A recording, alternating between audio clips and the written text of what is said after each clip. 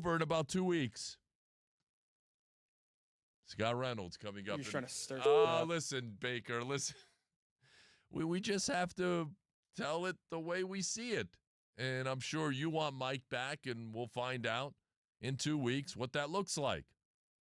But Scott Reynolds coming up in an hour from now. And then we'll have some Lightning talk as well this hour and some Rays talk too. What is next when it comes to the Rays Stadium situation?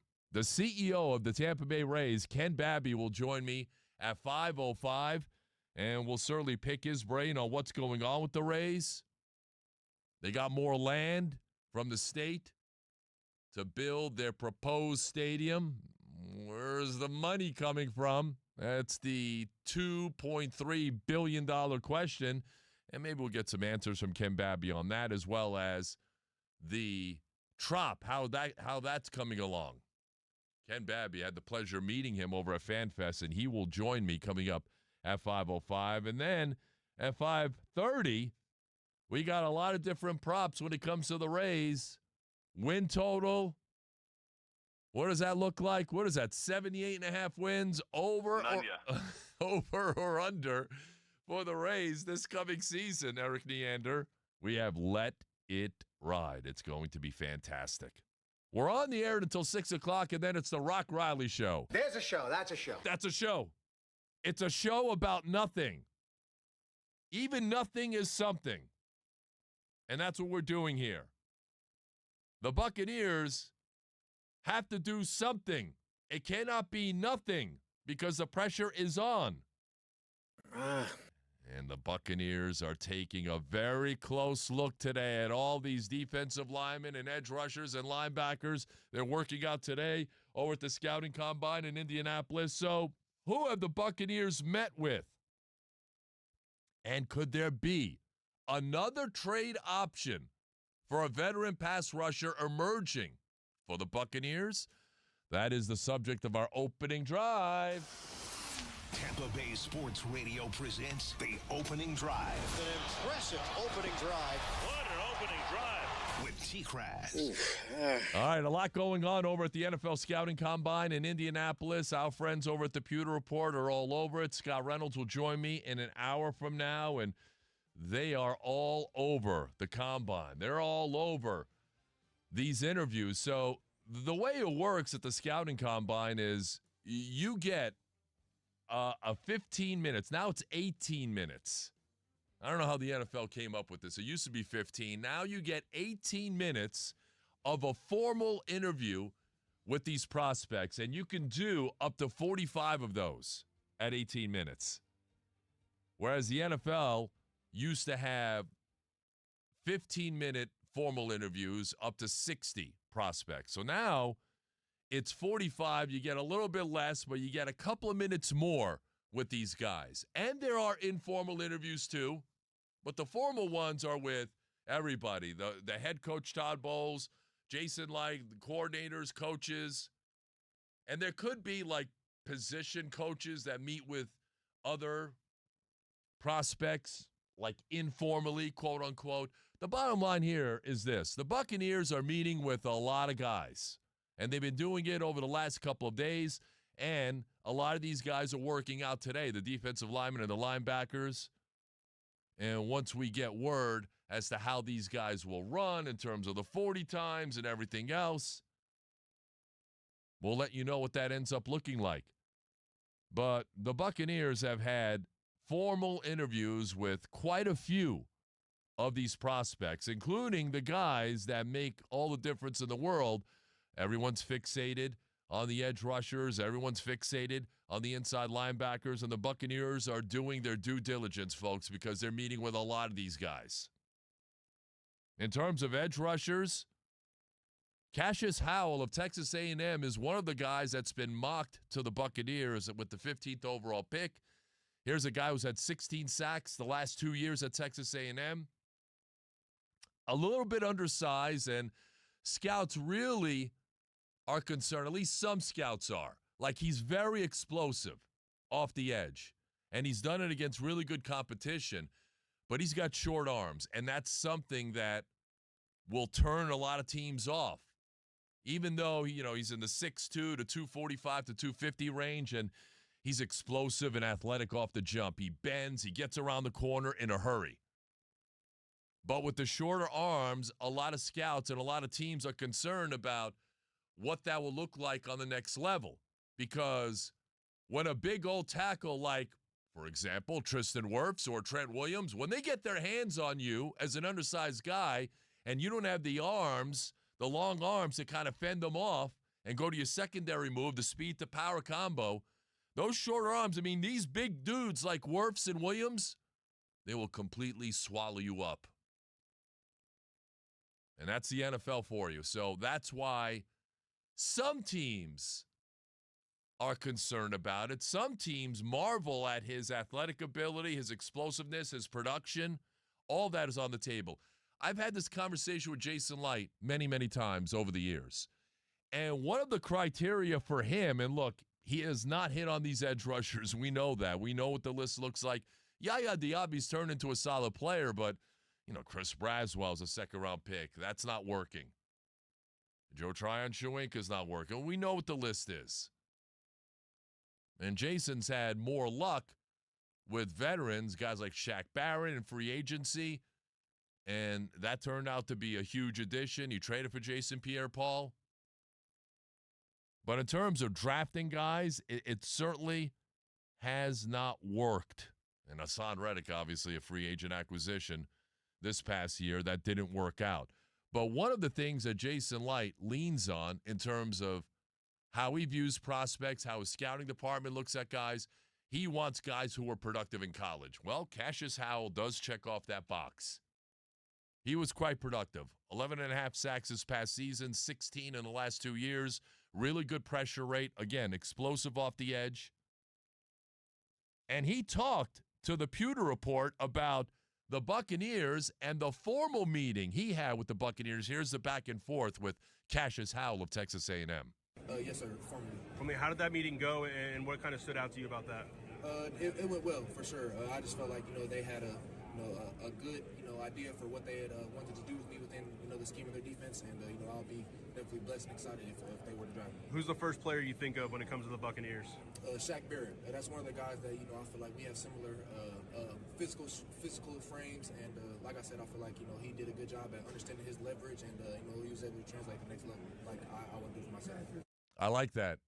Shaq Barrett, that's the guy. First guy, boom. Shaq Barrett, that's the guy I think about when I think about the Bucs. And Shaq Barrett was signed, obviously, away from Denver. It was a good move by Jason Light. He turned out to be a wonderful player for the Buccaneers, had a 19.5 sack season, and helped the Bucs win a Super Bowl. Now, if the Bucs were to take this guy, Cassius Howell at 15, if he turns into Shaq Barrett, I don't think anybody's going to complain. I think that would be fantastic. But he's one of the guys that the Buccaneers have met with in terms of the edge rushers. And, pewterreport.com, they've done a really great job in terms of updating all these guys. And the Buccaneers have talked to a lot of edge rushers. They've had formal interviews with Cassius Howell. You just heard from him. R. Mason Thomas from Oklahoma, also formal interview. Zion Young of Missouri, formal interview. T.J. Parker from Clemson, who had a really big Senior Bowl week, formal interview there. So the Bucs are doing their due diligence. They're talking to a lot of these guys. And edge rusher is certainly a priority. Another priority is linebacker, inside linebacker. And you heard Todd Bowles, and I played those comments yesterday. He's like, hey, man, we need to get bigger. Roadhouse, Dalton, I thought you'd be bigger. They need to get bigger. And the one position that I looked at is inside linebacker. Now, there are some guys and dudes in this draft who could help the Buccaneers. Now, with that 15th pick, if the Bucs don't go edge rusher, inside linebacker would be a really good bet. And there are two guys, in my opinion, that would fit the need for the Buccaneers if they go inside linebacker. Now, unfortunately, one of the guys I think his workout numbers are going to go through the roof today, and that would be Sonny Styles, a linebacker out of Ohio State, who used to be a safety. And here's a guy who's 6'4", 240, great rangy linebacker, really good in coverage, can blitz, sideline to sideline type of player. I mean, he's the perfect fit. He's exactly what the Buccaneers need at inside linebacker. And if he's there at 15, it could be a no-brainer depending upon who else is on the board. But he has had a formal interview with the Buccaneers. And here's his back and forth with our guy, Matt Matera, pewterreport.com, over at the Combine talking to Sonny Styles of Ohio State. I meet with him today. You know if it's formal or informal? Formal. How cool would it be to play for the Bucs in that defense and reunite with Mecca Buka on the offensive Yeah, side? that'd be awesome. They're a great team. Coach Bowles is awesome. You know, I actually met him in recruiting when his son was getting recruited to come to Ohio State. He's a great man, so I'm excited to talk to them. Do you recall that meeting, like during the recruiting? What was that? Do you recall like Yeah, how the meeting went during the recruiting? How do I recall how it went? He was just cool. He, at the time, I believe he was defensive coordinator. I just remember he was a good man. His son was very nice, too. I liked him as well. That's Sonny Styles, Ohio State linebacker, courtesy of our guys over at the Pewter Report. That's Matt Matera feeding him the questions there. So a formal interview with Sonny Styles took place yesterday. And look, he checks all the boxes for what the Buccaneers need. He really does. Another guy at inside linebacker who checks the boxes, maybe at 15, is C.J. Allen of Georgia. He's another guy that's starting to gain more traction. Another guy that the Buccaneers like quite a bit. Obviously, the Bucs are not going to shy away from Georgia players. But C.J. Allen is another guy to watch. Jacob Rodriguez of Texas Tech. That is the quarterback turned linebacker. He's had a formal interview with the Buccaneers. Josiah Trotter of Missouri. So Kyle Lewis is a guy, again, who went to the Senior Bowl and knocked it out of the park, especially in coverage. He's the Pittsburgh inside linebacker. So the Bucs have met formally with all these guys. So they're meeting with a ton of these prospects, most of them formally, some informally. They're getting to know them. And then when these guys work out today, the Bucs are going to have a careful eye on these guys in terms of their 40 runs and everything else to see how athletic they are. But look, you just got to go look at the tape, and the tail of the tape will tell you exactly how good these guys are, how productive they were. So there will be options. If the Buccaneers hold on to 15, these are some of the options that they're looking at. Cassius Howell will likely be there because of his shorter arms. I think he will be there at 15. Sonny Styles, I think he's probably more a top 12 type of pick, the way it's looking here. A lot of people have him going to Dallas. He may not get past the Cowboys, who picked 12th. Bengals supposedly like him at 10. So if the Bucs want Sonny Styles, if they fall in love with him and have a strong conviction on him, they may have to move up to get him. But we got a long way to go between now and the draft. A lot can certainly take place between now and then. But at least they're putting in the work. And we'll find out what these guys look like in their underwear today, running the 40s and doing, the bench press of 225s and everything else, the broad jump. Like later on in the week when the receivers work out, my favorite drill is the gauntlet. I love it. Where they catch passes, he catch a pass, and then he turns around, catches another pass, and then he runs that straight line. Yes, Baker, where he catches passes from different directions, and then he catches the final pass, and then he scoots up the field down the sideline. I love that. I've always wanted to try that, by the way. Yes, gauntlet. How about that? And we got to set that up, Tom. We need to have Tom Krasnicki running the gauntlet as a receiver. Maybe we can get Baker Mayfield to do it with you at training camp this year, Tom. Who knows? I don't know if we can make that happen. I don't know if Baker would want to do that. Hey, listen, I'd be more than open to doing it. Here's the headline. TKras at Tampa training camp. And Baker Stoney balls. He probably would like to throw one right at my head. He might throw one or two a little high. Just a bit outside. Oh, I'm sorry, Tom. Was that your head I was aiming at? You're just trying to stir shit up. I think that would be fantastic. The gauntlet, man. How hard could that be? I mean, for them to set that up, I think there's a possibility. I don't think the Buccaneers want to waste their time with somebody like me running the gauntlet. I mean, I would even settle for, a backup quarterback throwing me passes or something just in the gauntlet type of environment. Yeah, that'd be cool. The gauntlet drill. But I think that would be fantastic. But this is what they're looking at with the Buccaneers. The prospects, and they've got a close eye on them. We'll talk to Scott Reynolds coming up just after 3 o'clock. He's there. And we'll get the scoop on who the Buccaneers are looking at today. And we'll also get an update. Mike Evans, what's happening there? Levante David, what's happening with him? He's working out at the Bucs facility. I did say that, Levante. And Jason Light, the cat, was out of the bag. And he mentioned that Levante is working out at the facility. It's really interesting. Does that mean that he's thinking about coming back? I would think that if you're going to retire, why would you be at the facility working out?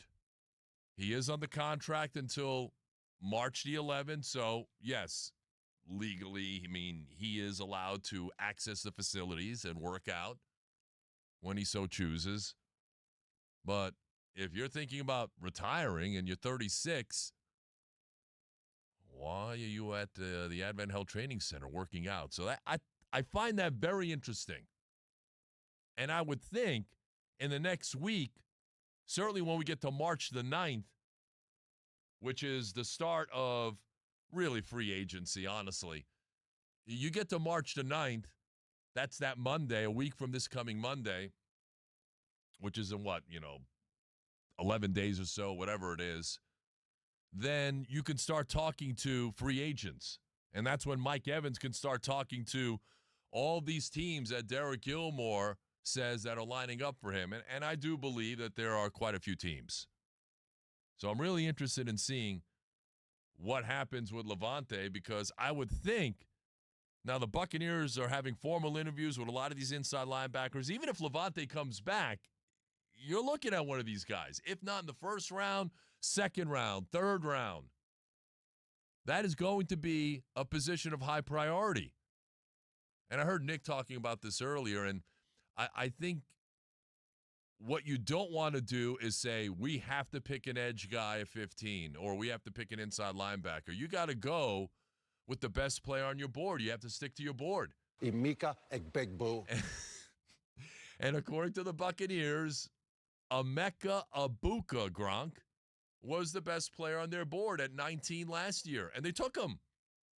Even though we all thought that maybe Jihad Campbell or Corey Swessinger, who ended up being Defensive Rookie of the Year, these were guys that were linked to the Buccaneers, and the Bucs went with Egbegboo.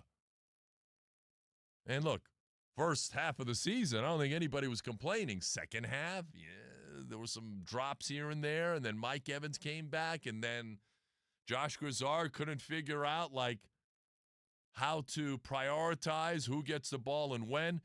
By the way, a lot of people are trying to figure out, why Mike Evans is making this decision. Mike had that big game against Atlanta on that Thursday, 6 for 132. And then the games after that, he didn't see a whole lot of targets. So I'm sure he was frustrated by that. Bucs finished 8-9, and they finished out of the playoffs. That was it.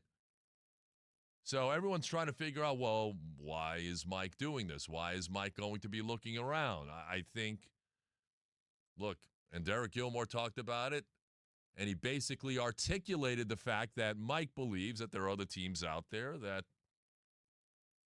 Mike believes he's got a better shot at winning with than the Buccaneers. And I think Mike would be right. But after that game, 6 for 132, Mike was targeted 10 times in the last 3 games, and they lost 2 of them. 10. So he was probably frustrated. Hey, I just went for 6 for 132, and then 5 targets, 3 targets, and then 2 targets. Now, the Carolina game where he got 2 targets, that was a monsoon, if you guys remember. So I don't think you're going to be throwing the ball all over the field. He was targeted twice, and he caught both of them for 34 yards. So you're not going to be throwing the ball all over the place when it's a driving rainstorm. But 5 targets at Carolina, of course. He did score the touchdown. But he also had the mix-up with Baker Mayfield when Baker threw that fourth-quarter interception that doomed the Buccaneers that week, if you remember. Then the next week at Miami, targeted 7 times. He only caught 3 for 31, and then 2 for 34 against Carolina in the final game. So maybe that feeds into it. Maybe he wasn't happy that the ball wasn't coming his way as much as he wanted to. Look, Mike's a competitor. Mike's got a lot of belief in himself. Mike knows that, listen, you give me 10 targets, I'm going to make things happen. He was targeted 12 times in that Thursday night game for the 6 for 132. And then 10 targets in the last 3 games combined. 888-388. That'd have been $10, Tom. That's 50 cents. That wasn't $1. All right, we're up to $9.50 in the jar over here. Yeah, I'll give you $9.50. Well, that'll make 19. 888-388-0957, or you can text in your thoughts on the Bartow Ford DAE text platform at 82945. Begin your text with DAE, followed by your silly comments in 140 characters or less. Scott Reynolds at 3 o'clock. Ken Babby, the Rays CEO, at 5 o'clock. All right, so much to get to on this beautiful Let It Ride Thursday across Tampa Bay and beyond. So happy to have you with us. TKras, Tom Krasnicki with you. We'll talk Lightning and Rays in just a matter of moments. When we come back, we know the Buccaneers are at the Combine today looking at all these draft-eligible prospects. They are scouring the trade market as well, looking for some help. A veteran pass rusher is available, and it's not Max Crosby. We'll tell you about who the Buccaneers might be targeting through a trade. That is next. Hold on. You're tuned in to The Drive with TKras. The Drive presented by Moss Nissan. Their goal is to never lose your business over price. TKras and Chris Mathis here. Sweetheart deals all month long. And don't forget, we'll be at the Moss Nissan dealership tomorrow in Newport Richey, 19 at 54, the corner right there for our show from 2 to 6. Can't wait for that. And Mr. Mathis, all remaining 2025s, as you know, must go immediately, and the prices are so low that Nissan will not allow us to advertise them, so hurry in before they're all gone. Yeah, all month long, all month of February, go check out Moss Nissan, bring in another deal from another dealership. And if they can't beat it, if Moss Nissan cannot beat that deal on that exact vehicle, they will pay you $500 in cash. So get your best deal and head on over to see our guys at Moss Nissan. Sweetheart Deals is what they do. 0% financing on select models, and every purchase gets the industry-exclusive Moss Care, which means oil changes, tire rotations, and a whole lot more. Check them out. Great deals, great service, and more.